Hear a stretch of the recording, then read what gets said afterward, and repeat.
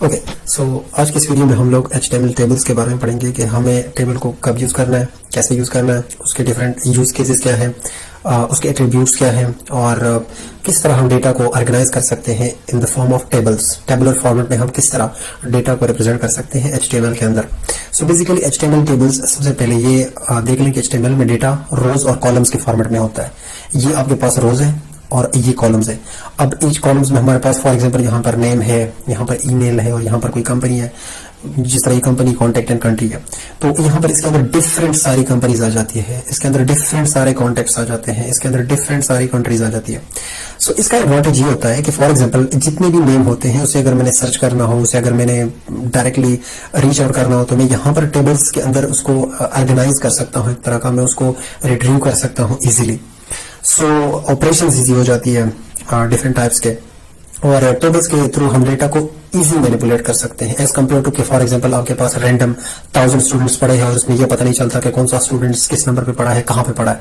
सो यहाँ पर सारी चीजें ऑर्गेनाइज है, कॉन्टैक्ट के अंदर सारे कॉन्टैक्ट्स पड़े हुए हैं, कंट्री के अंदर सारी कंट्रीज पड़ी हुई है।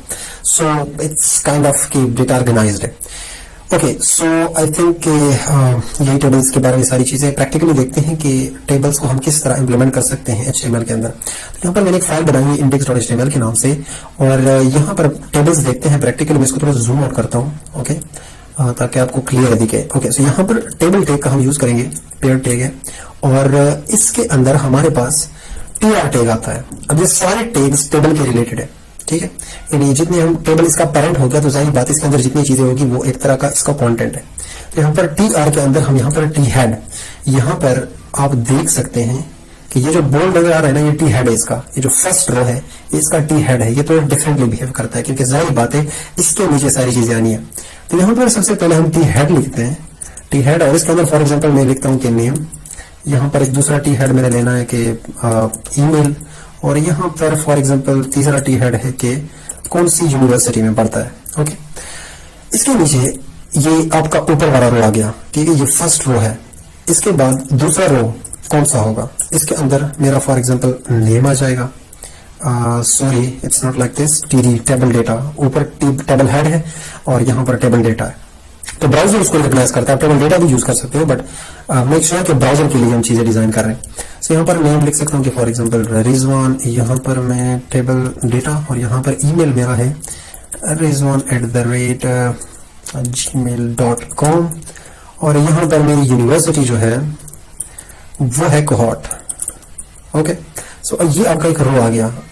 इसको रन करते हैं। ओके, सो यहाँ पर रन है ऑलरेडी।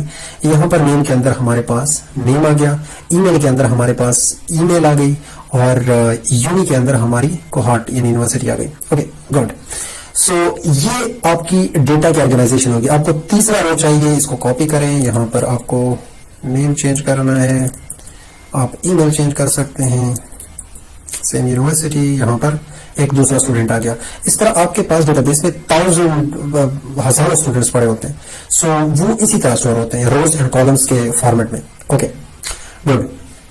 अब एक और चीज कि फॉर एग्जांपल ये जरूरी नहीं है, बट स्टिल एक कॉमन प्रैक्टिस है कि यहाँ पर जो टी आर है, जो यहाँ पर मैंने आपको बताया कि ये जो बोल्ड है, इसको ब्राउजर थोड़ा डिफरेंटली बिहेव करे, यानी डिफरेंटली इसको ले, तो हम क्या करेंगे, इसको टी हेड टैग के अंदर इंक्लोज करते हैं, ठीक है, यहाँ पर टी हेड के अंदर। ओके, सो ये टेबल का हेड हो गया। तो ब्राउजर को पता है कि टेबल के हेड में क्या चीजें आ रही है, नेम आ रहा है, ईमेल आ रहा है, यूनी आ रही है।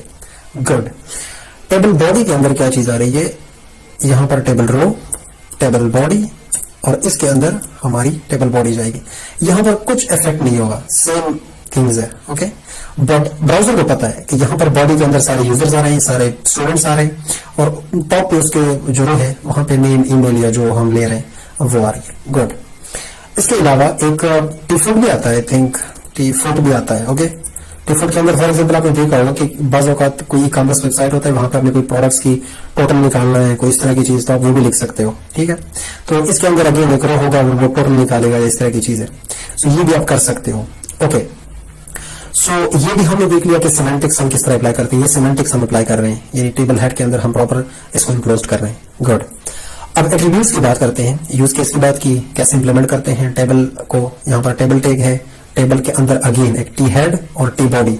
T head and T body are the direct children of table, ठीक है, एक दूसरे के सिबलिंग्स है ये।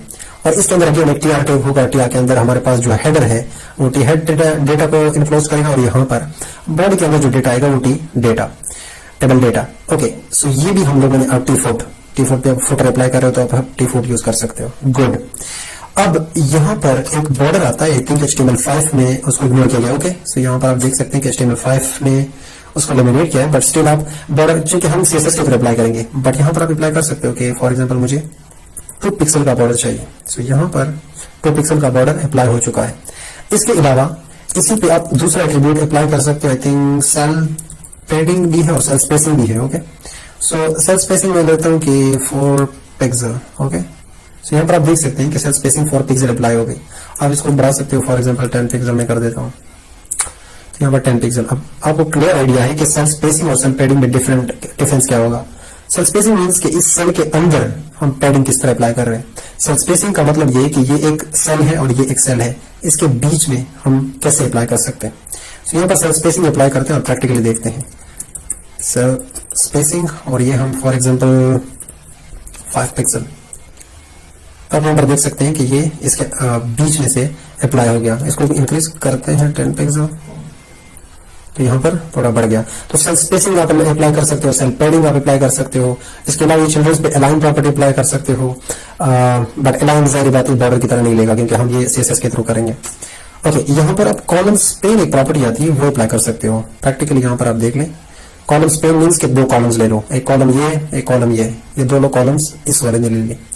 इसके अलावा यहाँ पर प्रॉपर्टी आती है यहाँ पर रो स्पेन के नाम से, तो आप वो भी दे सकते हो। तो यहाँ पर रो स्पेन ये 2 रो लेगा, ये वाली रो ले ली, ये वाली रो ले ली, और यहाँ पर तो आपके यूज केस पे डिपेंड करता है कि आपको वेबसाइट में कहाँ पे ये यूज केस है इसका। कॉलम स्पेन आपको कहाँ पे चाहिए, रो स्पेन आपको कहाँ पे चाहिए, तो आप वो अप्लाई कर सकते हो। गुड, अभी तक सब कुछ अच्छा चल रहा है। हमने यूज केसेस के बारे में पढ़ा, टेबल्स के बारे में पढ़ा, किस तरह हम इसको अप्लाई कर सकते हैं। इसके अलावा हम लोगों ने कुछ एट्रीब्यूट्स के बारे में पढ़ा। यहाँ पर ये एट्रीब्यूट्स आप टेबल पे अप्लाई कर सकते हो, ये वाले एट्रीब्यूट्स आप ये जो चिल्ड्रन है इस पे अप्लाई कर सकते हो। सो आई थिंक ये बाकी जो है, जो बॉर्डर एरियाज है, हम डेटा को मैनिपुलेट करेंगे। ये CSS की सीरीज जो हम स्टार्ट करेंगे तो टेबल्स के साथ काफी सारी चीजें हम करेंगे। इसलिए यहाँ पर पैडिंग अप्लाई करेंगे, मार्जिन, ये सारा कुछ हम वहां पे अप्लाई कर सकते हैं। बट अभी के लिए इतना ही। सो मिलते हैं नेक्स्ट वीडियो में। Keep learning and keep exploring. Allah Hafiz.